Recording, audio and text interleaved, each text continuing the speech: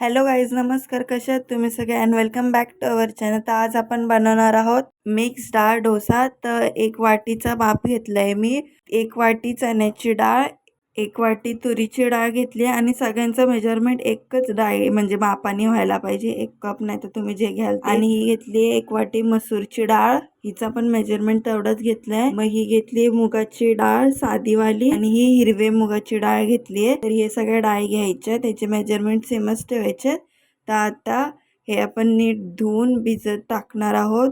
नीट धुतल्यानंतर आपण याला सोक करून 4 तास किंवा ओव्हरनाईट ठेवू शकता तुम्ही. ओव्हरनाईट ठेवला तर एकदम नीट बनतो, म्हणजे असं वाटतच नाही की हा डाळींचा डोसा आहे. एकदम नॉर्मल डोसा कसा असतो तसाच लागतो, फक्त हा हाय प्रोटीन असतो. दुसऱ्या दिवशी बघा डाळी सगळे आपले नीट भिजत घेतले, एकदम फुगल्या पण आहेत. आता याला आपण मिक्सरमध्ये वाटून घेणार आहोत बारीक एकदम. आता हे डाळी टाकून 2 मिनटं मिक्स करून घ्यायचं आहे. मग त्याच्यामध्ये कोथिंबीर, लसूण, अद्रक, हिरवी मिरची टाकून वाटून घ्यायचं. एकदम बारीक वाटलं, एकदम असं आपलं बॅटर रेडी झालं पाहिजे.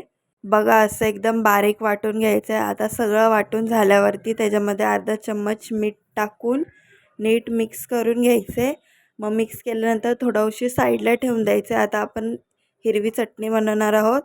सुका खोबरा घेतला आहे मी, तर तुम्ही ओला पण खोबरा घेऊ शकतात. त्यानंतर हिरवी मिरची, अद्रक, लसूण ते सगळं टाकल्यानंतर आपण आता कोथिंबीर टाकणार आहोत. कोथिंबीर नीट धुवून टाकलेली आहे. आणि आता हे डाळ टाकलेल्या आहेत, की तुम्ही शेंगदाणे पण टाकू शकतात अगर डाळ नसतील तर. जिरा, मोहरी आणि थोडीशी हळद आणि मीठ टाकून ह्याला फोडणी दिली आहे. आता ह्याच्यात पाणी जास्त याला आटोस्तोपर्यंत ठेवणार आहोत. तर दुसऱ्या साईडला मी तवा गरम करत ठेवला होता. आता आपल्याला डोसे बनवायला घ्यायचे. तर डोस्याचा बॅटर बघा एकदम फ्लफी झालेला आहे आपला. तर आता आपण डोसे बनवून घेणार आहोत. तर तवा पहिलेच तापत ठेवलेला मी आणि याच्यावरती तेल बिल काहीच नाही लावलं आहे. डोस्याचं बॅटर टाकून नीट पसरून घ्यायचं आहे. आणि मग पसरून झाल्यानंतर आपल्याला त्याच्यामध्ये तेल टाकायचं आहे वरून.